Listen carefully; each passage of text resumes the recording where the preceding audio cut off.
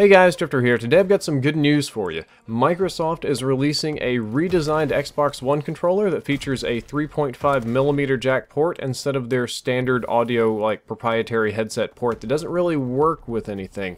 So the controller itself is the same button, same shape, design, loadout, ergonomics, with one exception. Their weird little proprietary port that isn't compatible with much, for which all of us Xbone users have been using adapters for since the console came out, is now going to be rocking a standard 3.5mm jack just like the PlayStation 4. So on PlayStation 4 you can plug literally any headset directly into the controller and get audio, and you can do the same thing with microphone. You can plug in any, it doesn't have to be a PlayStation controller, it doesn't have to be an off-brand. I can go dig up an old PC headset from 1992, and as long as that's got the standard port I can plug it in and it'll work.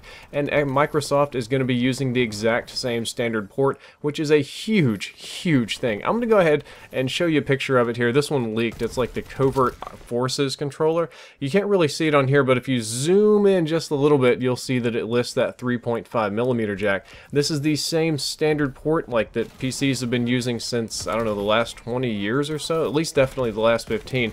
It's standard. Everything works with it. It's well known. It's easy to design around. There's already so many products that use it, and what that means is that all the chat problems that we had with Xbox One, all of the weird adapters that we've been using, all of the special mix amps and stuff like that, all that's going to go bye-bye. We're going to get better, cheaper, easier headsets with higher voice, maybe higher voice quality is debatable. One of the things they said about the original controller is that their new proprietary port was supposed to offer higher voice quality than the good old RCA cables, but I do feel that there's something to be said for a tried and true design. We understand 3.5mm. We've been using that for ages. We've got audio quality worked out to where it's acceptable, workarounds, problem solving, it's all done. And what I think that means is that I think the official announcement or reveal is at E3. After E3, maybe not immediately, but I think it'll be a couple of months because you got to give companies time for a little bit of R&D. You are going to get to see a massive influx of new headsets for the Xbox One. The lobbies are going to be busier, it's going to be a little bit easier to do party chat, you're going to have less people with weird echoes and crackly voices and just kind of whines and crazy stuff like that, because you won't be using adapters either first party or third party. My first party adapter never really worked.